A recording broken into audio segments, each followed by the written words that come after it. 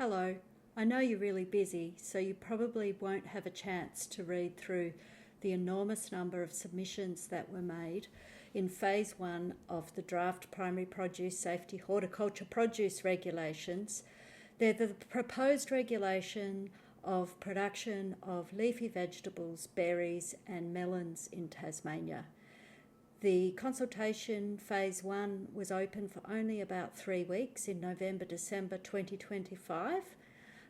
Phase 2 is current, but I think it's helpful to know what people took the time to tell Biosecurity Tasmania in their submissions. So I'm going to summarise it here. Starting with home producers and backyard growers, they emphasised that the proposed regulatory requirements were entirely disproportionate to the scale of home production and backyard growing. Regulation, they said, will discourage long-standing community practices, including food swaps, roadside honesty stalls, fundraising produce sales, gifting produce to neighbours, and informal local food networks. They also pointed out that there is a lack of evidence of outbreaks from home-scale producers. And these submissions often had an emotional tone, reflecting some fear around government overreach, around loss of community autonomy, and erosion of a very treasured traditional way of life. Some quotes from those home producers: "It is really sad if it becomes illegal to simply sell some lettuce to our neighbours. Please don't make it hard for my kids to pick fresh produce from our garden and sell it to locals as a way to earn some pocket money. The basic human right of growing food and selling some should never be policed."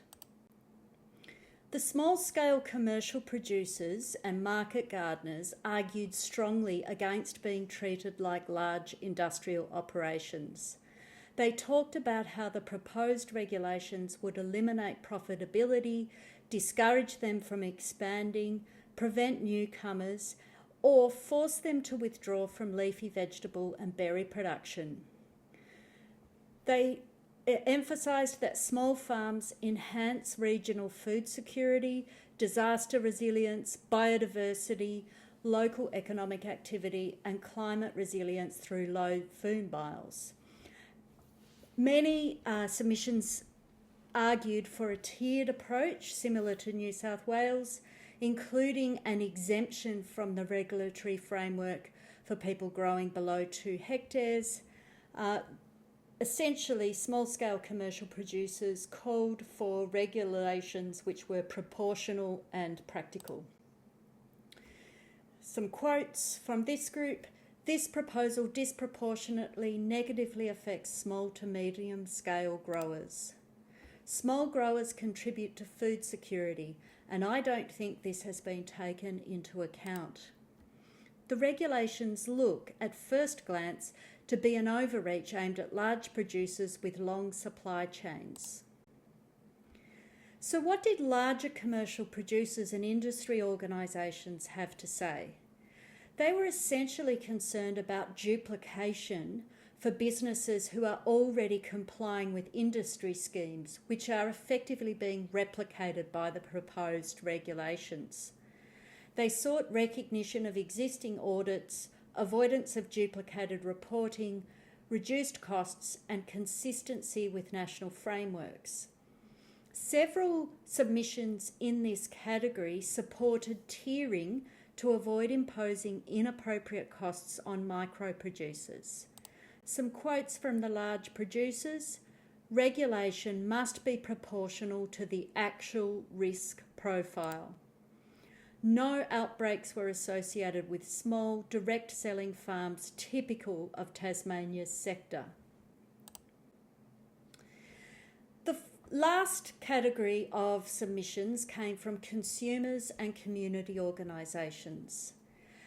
These submissions emphasised the fear about the loss of access to local food, reduced access to roadside stalls, farmers market participation, increased dependence on supermarkets, and increased costs. People talked about the effects on community well-being because local food production is not just economic. Remote and island communities highlighted their reliance on informal local food production, freight dependence, high food costs, and vulnerability to supply disruptions. These submissions centred on food security, affordability, and resilience. So some quotes from this group: local produce isn't a nice extra for us. It's what keeps food on tables when the boat doesn't come. Food safety should never come at the cost of food access. And finally, the overall summary, the vibe, if you like, of all of the submissions together was that most submitters did not oppose the regulation of food safety as being something that might exist, but they argued that the draft regulations failed to distinguish adequately between large commercial production systems and the small, local and community-based food networks that many Tasmanians regard as central to the state's food culture, food security and regional resilience. In other videos, I'm going to talk about the response to these submissions, but for now, that's all.